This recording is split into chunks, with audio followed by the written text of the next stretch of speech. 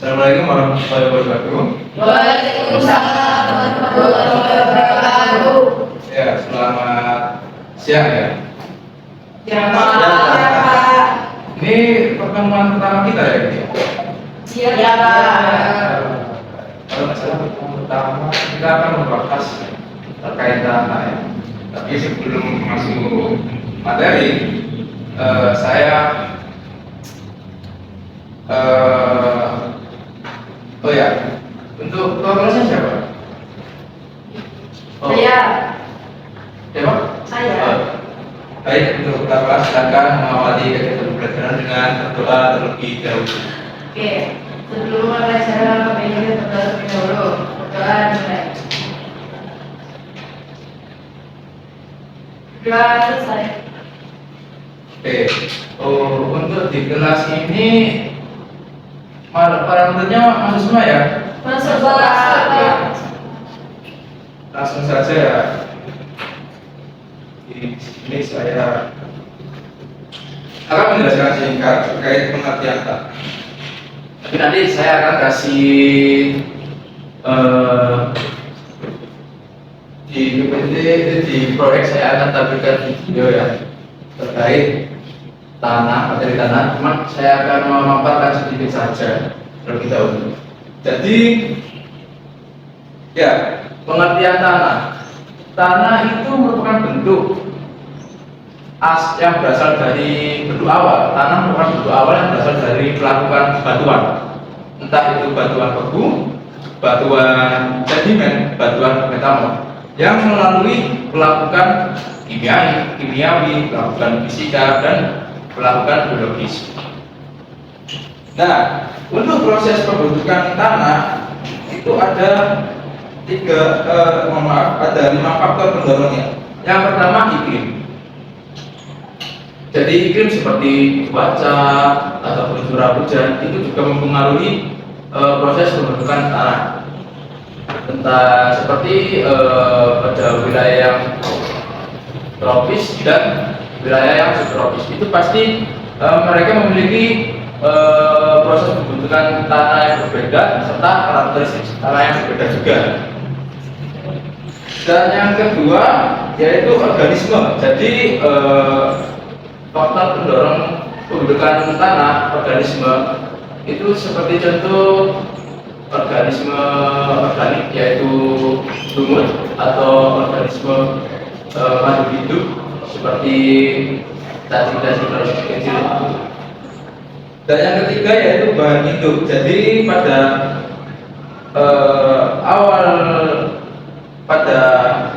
hasil akhir tanah itu berawal dari yang namanya bahan hidup atau kita sebut batuan. Nah, batuan ini dibagi menjadi 3 yaitu yang tadi saya sebutkan, batuan beku, sedimen, dan metamorf. Nah, 3 batuan ini pasti memiliki proses pengolahan dengan waktu yang berbeda-beda. Katakanlah contoh seperti batuan beku. Batuan beku itu merupakan batuan yang paling lama ketimbang 2 dari batuan yang lainnya yang membutuhkan proses pembentukan tanah itu mendapatkan hasil tanah yang baik. Jadi batuan beku itu paling lama untuk pembentukan tanah yang terkait waktu.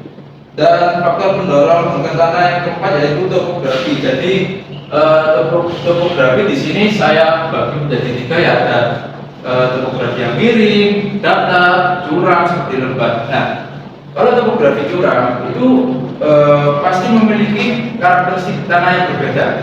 Contoh, ketika curah hujan turun deras, maka daerah yang curam, topografi yang curam akan terisi oleh air dan akan membuat karakteristik tanah tersebut bersifat asam. Sedangkan itu pun akan terjadi juga di topografi yang datar, memiliki namanya apa? Proses pembentukan tanah dan karakteristik tanah yang berbeda oleh topografi miring. Dan yang faktor pendorong terakhir yaitu waktu. Jadi semua yang saya sebutkan tadi, 4 faktor pendorong pembentukan sebelumnya itu pasti sangat dipengaruhi oleh waktu, karena waktu ini merupakan apa ya, proses berhasilnya atau tidak berhasilnya pembentukan suatu tanah. Jadi ketika proses pembentukan tanah mendapatkan waktu yang banyak, begitu pun juga hasil tanah yang diproses juga akan banyak. Nah, saya akan memberikan gambaran sedikit terkait batuan proses pembentukannya. Jadi pada awal batuan beku itu akan pada proses pembentukan tanah itu akan melalui proses ada beberapa tahap, yaitu ada 5. Yang pertama diawali dengan batuan beku, yaitu batuan beku seperti tadi yang saya katakan, batuan beku, batuan sedimen, dan metamorf. Nah, itu akan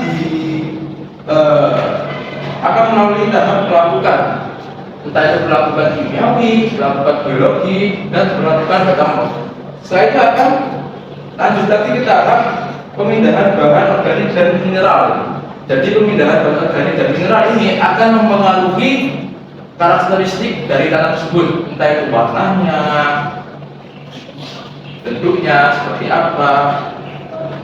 Lanjut ke tahap pembentukan struktur. Jadi pada tahap pembentukan struktur ini akan melakukan yang namanya proses abredat, ya.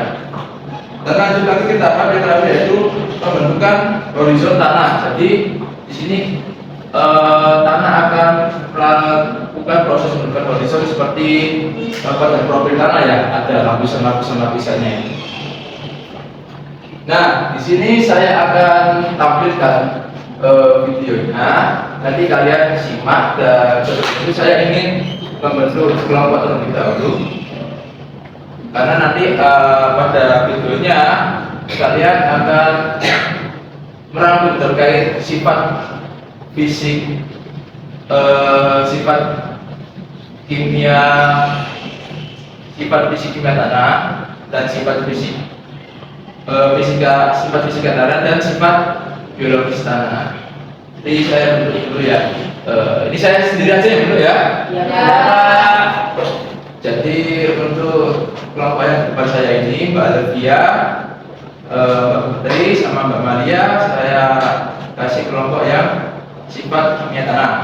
Ya. Untuk depan saya ini Mbak Ayu, Mbak Nia, dan Mas Iba akan saya kasih kelompok sifat biologis tanah. Dan yang terakhir Mbak Reva, Mbak Salira, dan Mbak Yuni akan saya kasih kelompok sifat kimia, fisika tanah, ya.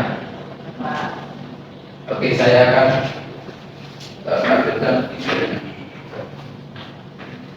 Ini kalian rangkum sendiri, ya, dari video yang saya tampilkan terkait sifat biologis, kimia, fisika, dan nanti akan kalian presentasikan.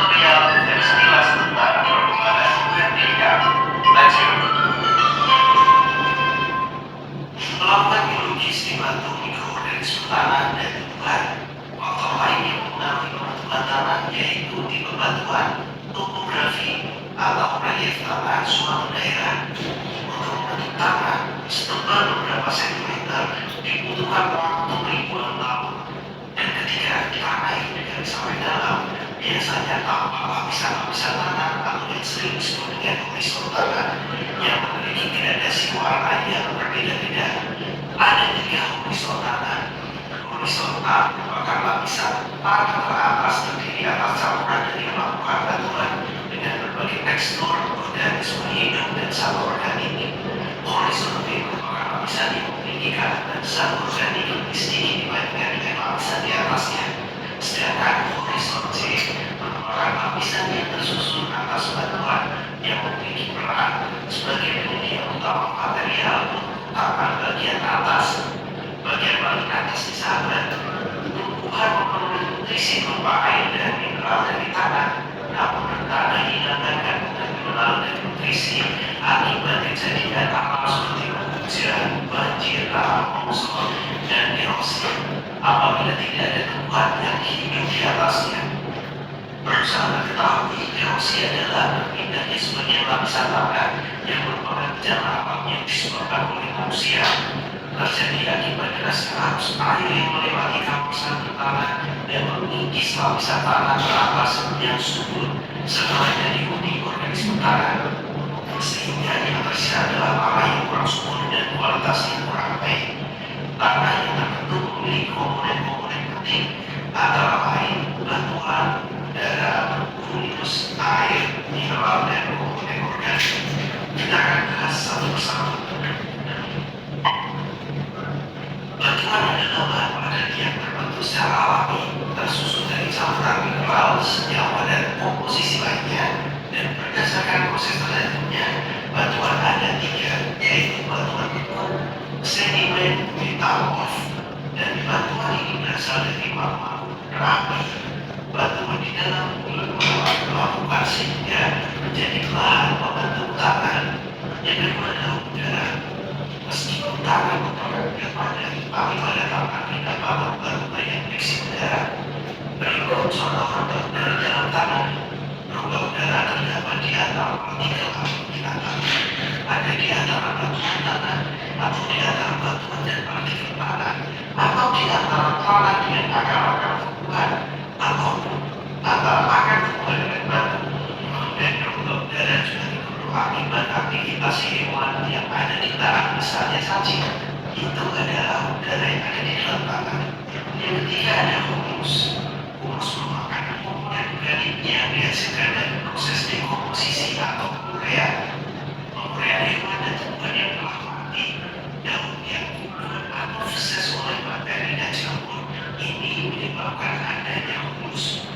Humus adalah tanah yang subur. Tanah humus memiliki tekstur yang lembut dan banyak pori-pori, sehingga memungkinkan terjadi pertumpahan udara. Kondisi tersebut menyebabkan akan mengurangi udara dan mengalirkan air, sehingga tanah selalu lembab dan humus juga mengandung mineral dan nutrisi yang penting bagi pertumbuhan-tumbuhan. Selanjutnya adalah air. Makhluk hidup yang hidup dalam tanah membutuhkan kelembaban tanah. Kelembaban tanah ini disebabkan karena keberadaan air di dalam tanah. Tumbuhan juga membutuhkan air. Air diserap oleh tumbuhan setelah halus tanah dan mencapai akar. Selain itu, ada juga mineral sahabat. Yang positif yang ada dalam tanah itu ada kalium, kalsium, dan magnesium. Sedangkan yang negatifnya ada nitrat, fosfat, dan sulfat yang merupakan nutrisi bagi tumbuhan. Kandungan mineral di dalam tanah yang berbeda-beda menentukan sifat dan karakter tanah. Namun tidak semua tanah sesuai bentuk bersusun tanah. Tanah yang subur memiliki tingkat keasaman sekitar 7. Pada kisaran tingkat keasaman 7 atau netral, tumbuhan dapat mineral nutrisi secara optimal. Warna tanah berkaitan juga dengan tingkat kesuburan tanah. Semakin gelap warna tanah, kandungan bahan organiknya semakin tinggi. Warna gelap mineral panas lebih cepat dibandingkan dengan warna terang. Dan yang terakhir ada komponen organik. Tanah merupakan tempat hidup dari berbagai makhluk hidup, mulai dari bakteri, jamur, alga, serangga, dan cacing tanah. Organisme tanah tersebut menggunakan bahan-bahan yang berasal dari makhluk hidup sehingga menghasilkan material organik di dalam tanah. Dan itu merupakan penjelasan tentang komponen-komponen tanah. Semoga rangkaian video yang bisa dibuat. Jadi video yang saya lihat itu merupakan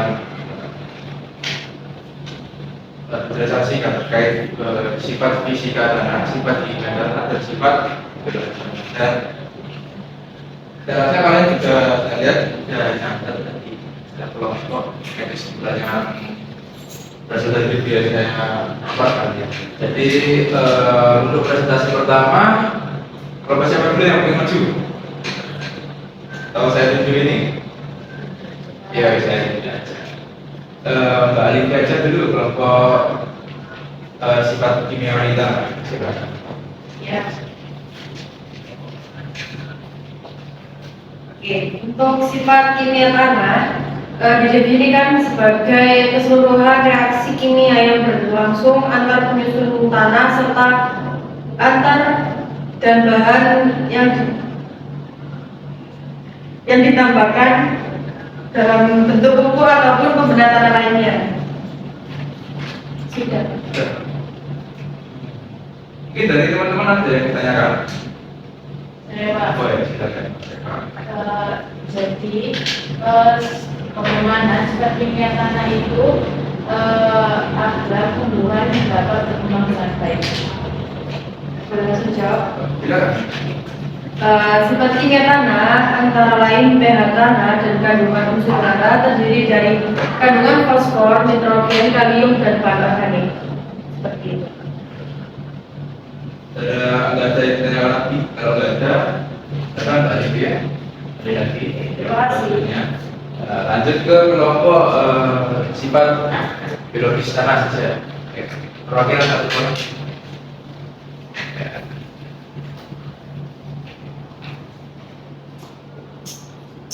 Baik, assalamualaikum warahmatullahi wabarakatuh. Kami dari kelompok sifat biologis dari video yang diamati tadi setelah berdiskusi. Jadi ini adalah diskusi kami, yaitu melakukan biologis dibantu oleh hewan, tumbuhan, dan mikroorganisme, di mana mereka membantu memecah batuan dan bahan mineral menjadi partikel yang lebih kecil dan akhirnya menjadi tanah. Dari presentasi yang disampaikan oleh Bayu, apakah ada pertanyaan dari teman-teman lain? Silakan.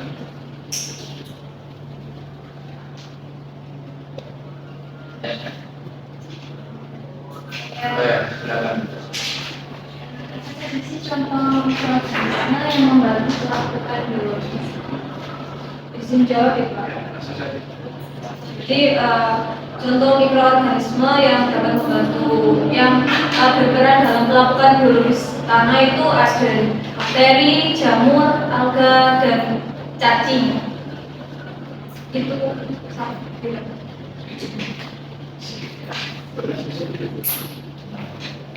Selanjutnya kelompok selanjutnya yaitu sifat fisika tanah. Silakan.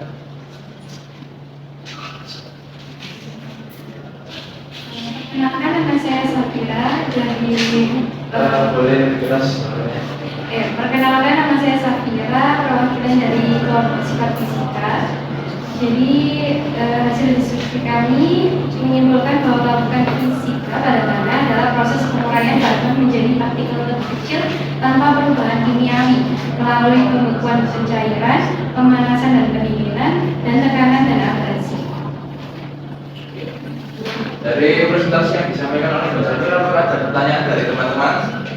Silakan. Apa yang menyebabkan batuan retak dan pecah dalam proses melakukan fisika tanah?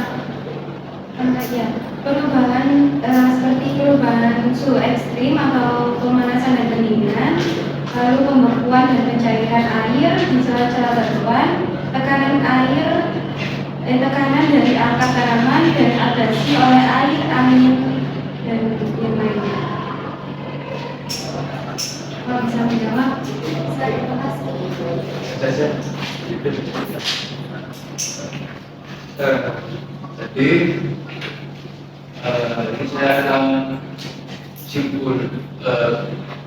beri kesimpulan terkait materi pada hari ini. Jadi saya ulangi lagi, tanah itu merupakan bentuk akhir yang berasal dari hasil pelapukan batuan. Dari batuan beku, batuan sedimen, batuan metamorf yang melalui pelapukan kimiawi, pelapukan fisika, dan pelapukan biologis. Dan setiap tanah itu pasti memiliki sifat yang berbeda. katakanlah sifat fisika, dia itu tanah yang paling banyak terpengaruhi oleh fisika alam. Contoh kata entah itu fluktuasi cuaca, fluktuasi itu seperti perubahan secara besar-besaran waktu yang singkat seperti pergantian jam malam. Nah, ada lagi dari bergeser terkikis oleh angin. Dan untuk sifat kimia tanah itu lebih dipengaruhi oleh mungkin seperti pH, banyak faktor kimia lah. Dan yang terakhir untuk sifat biologis tanah itu lebih dipengaruhi oleh organisme-organisme hidup yang kecil seperti cacing, serangga, lumut, seperti itu. Mungkin itu saja yang Bapak sampaikan terkait kesimpulan materi hari ini.